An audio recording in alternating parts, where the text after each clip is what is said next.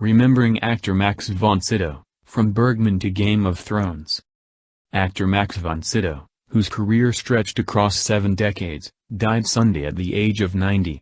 The imposing Swedish star played the title character in The Exorcist and more than 100 other roles.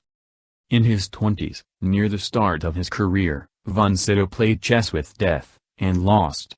Director Ingmar Bergman had cast the then unknown actor as a medieval knight in The Seventh Seal, 1957, which is set in a land ravaged by the plague.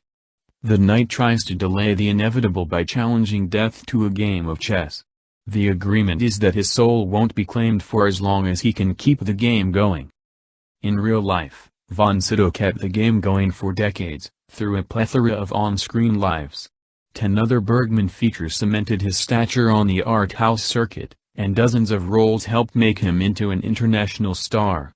2 of those films also helped make his career in English: The Greatest Story Ever Told, 1965, in which he played Jesus, and Hawaii, 1966, in which he played a prim and proper missionary who is all but undone by Julie Andrews before he even embarks on his journey.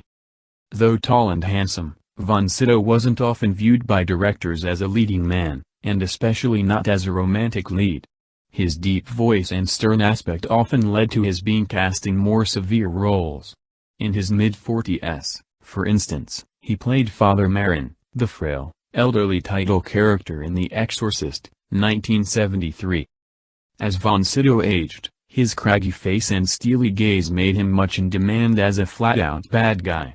He was a fedora-wearing assassin in 3 Days of the Condor, 1975, Ming the Merciless in Flash Gordon, 1980, a Bond villain in Never Say Never Again, 1983, and a murderous bureaucrat in Minority Report, 2002. Even Woody Allen cast him as a spoiler of sorts, in Hannah and Her Sisters, 1986. He played a reclusive intellectual who sneers at a world with which he refuses to engage.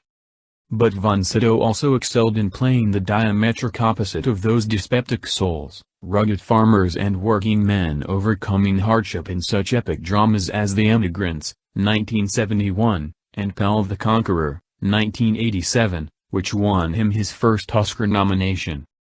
Von Sydow was fluent in Swedish, Danish, English, Italian, and French. That last one was spoken by one of his most trending characters, a helpless, wheelchair-bound father who discovers he has much in common with his paralyzed son in The Diving Bell and the Butterfly, 2007. And for all von Sydow's facility with language, he earned his other Oscar nomination for a character in Extremely Loud and Incredibly Close, 2011, who doesn't speak a word.